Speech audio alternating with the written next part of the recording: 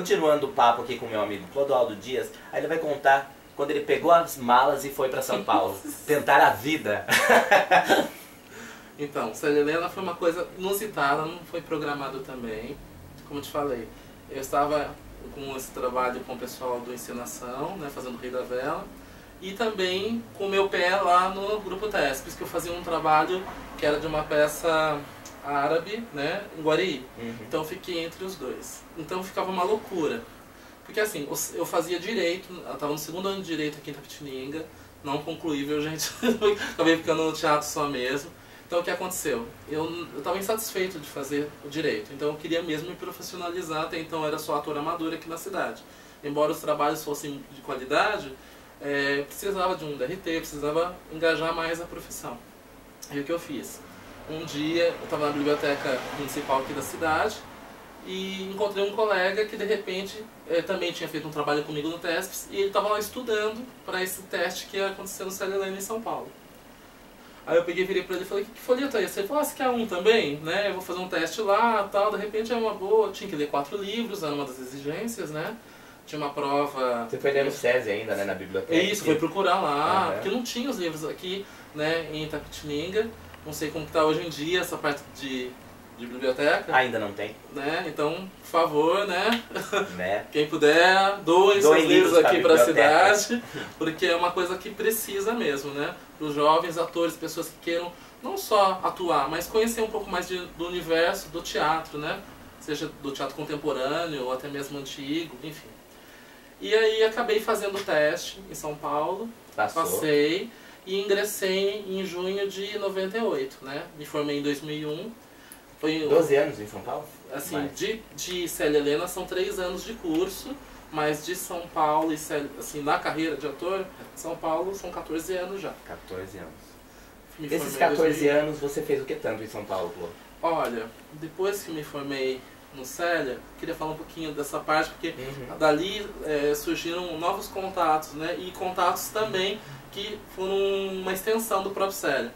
Você fez o Jardim das Cerejeiras? Fiz, né? O Jardim das Cerejeiras, do Tchekhov. Algumas pessoas te viram e convidaram para outras coisas, foi isso? Na verdade o Renato Borg, né, que é um ícone do teatro brasileiro, ele nessa época dava cursos. Que fez o Rei da Vela também? Ele também fez, e ele fez na montagem junto com o Zé Celso Martinez Corrêa, que é do Oficina, né? O grande ícone do teatro de São Paulo, que é o Teatro Oficina. Então nessa época ele dava cursos lá. Ele não assistiu o Jardim das Cerejeiras, que foi engraçado. Ele não assistiu, ele se encontrou comigo nos corredores do Célia. Eu fazia um personagem muito difícil, que era o Fierce, que era um mordomo de 80 e poucos anos de idade. Eu tinha 23 anos na época, né? Então eu tive que emprestar, né, voz, alma, corpo para essa personagem, que era uma personagem muito amorosa. Na verdade, ele era o Jardim das Cerejeiras, era a representação, o elo, né, de ligação entre o passado e o presente. Porque ele que cuidava dos herdeiros, ele cuidou dos avós, dos pais e agora cuidava dos filhos, né? No final dessa peça tem uma cena muito linda, que é a hora que ele morre, né, em ele cena, é esquecido. Que a casa vai ser demolida e ele fica sozinho em cena e fica pensando... A casa está sendo demolida, o barulho das coisas destruindo a casa, e ele pensando, será que ele saiu com um casaco? Isso, ele ainda tem a generosidade da personagem chamada Fierce, né, de pensar no outro, né? E ele fala, meu Deus, será que o Gaive, né, que era um dos donos, saiu com o casaco? Será que ele não se esqueceu? E aí ele para e tem dentro daquela... Ele já está um senhor, né, então ele está tendo aquelas coisas de memória. E aí ele pensa, ele tem um momento de lucidez e fala... o tempo passou e você não fez nada, né? E aí ele tem uma reflexão que ele não valia nada, né? Esse era o grande jargão do Fierce. Fierce, você não vale nada, né? Mas como não vale nada, né? Sendo que ele era uma pessoa extremamente generosa, né? Dedicou a vida toda. Dedicou a vida inteira para várias gerações, né? Lembra da fala? Lembro, Fierce. Então, é isso. O tempo passou e você não vale nada. Fierce. Você não vale nada.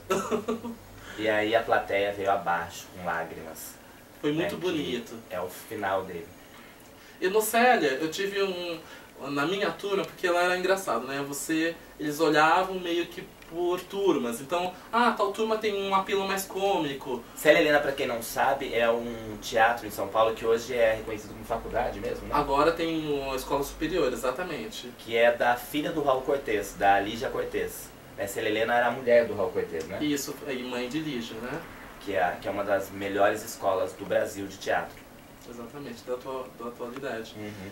E o Célia tem praticamente a minha idade, então acho que estreou em 77, quando o curso foi fundado, né? E eu tenho 5 anos, então tem exatamente a mesmo período.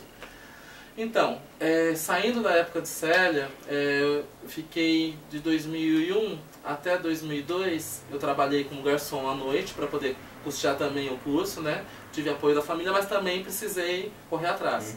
Muitos atores fazem isso em São Paulo, acabam entrando para trabalhar em algum restaurante bacana, para poder também bancar o seu curso, né? Quando chegou em final de 2001, eu estava indo para o trabalho, próximo à Funarte, e acabei encontrando um grande diretor que é o Marco Antônio Rodrigues. Ele passou por mim, depois voltou, e foi uma coisa um pouco até mística, porque ele olhou assim e falou: olha, tem uma coisa para você lá no Célia, né? E eu falei assim: o que seria? Ele falou assim: eu tô com uma formatura, né, de um espetáculo, só que ele não tinha dito o nome do espetáculo até então, mas aquilo ficou na minha mente, né, aquele comichão que dá na de teatro. E eu acabei indo saber do que se tratava, e era sobre o ensaio sobre a cegueira, né, do José Saramago, que é do romance mesmo. E tinha uma adaptação até então do finado Reinaldo Maia, né, que também era do grupo do Folias, sob direção do Marco Antônio Rodrigues, e acabei indo, naquela época ele era vivo, fui me inteirar do texto, né, e entrei nessa formatura, esse pessoal lá no Célia até então, de pessoas maravilhosas, né, pessoas que estão nos palcos paulistanos na atualidade, como Bruno Guida, Flávio Tolesani, Ana Paula Nero, enfim, dentre outros, né, Janaína Sudô, que até fez um trabalho grande na França e também com coproduções no Canadá, foi bem bacana. E aí é um texto muito denso, né, como todos sabem, fala a respeito da cegueira branca, né, as pessoas cegavam tendo contato com outras, como se fosse possível isso, né, dentro dessa grande metáfora que o próprio Saramago propõe. O único personagem no texto era só a mulher do médico que não cegava, então ela tinha que vivenciar tudo.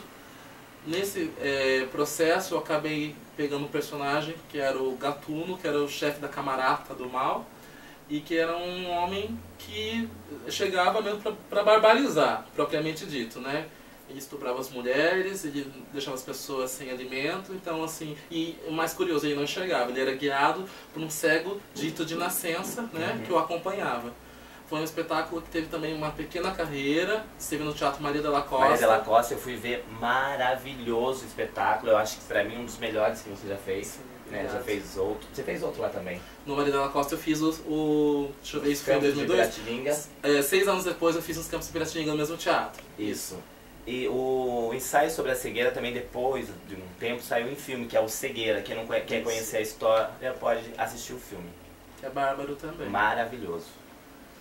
E aí foi assim, uma sequência de vários trabalhos bem legais. Festa. Fiz o Festa em 2003. 2004 trabalhei com Arte e Educação na cidade vizinha de São Paulo, Arujá, próximo de Santa Isabel. Foi um trabalho muito bonito, que era uma ONG, né? Então assim, voltado para crianças carentes, não só crianças carentes, de uma grande parcela, mas crianças de escolas municipais, públicas, particulares também, né? E era fomentado com alguns patrocinadores e também com incentivo, né, de pessoas que quisessem contribuir, né? Foi um trabalho bonito. Daqui a pouquinho ele vai falar sobre Brecht.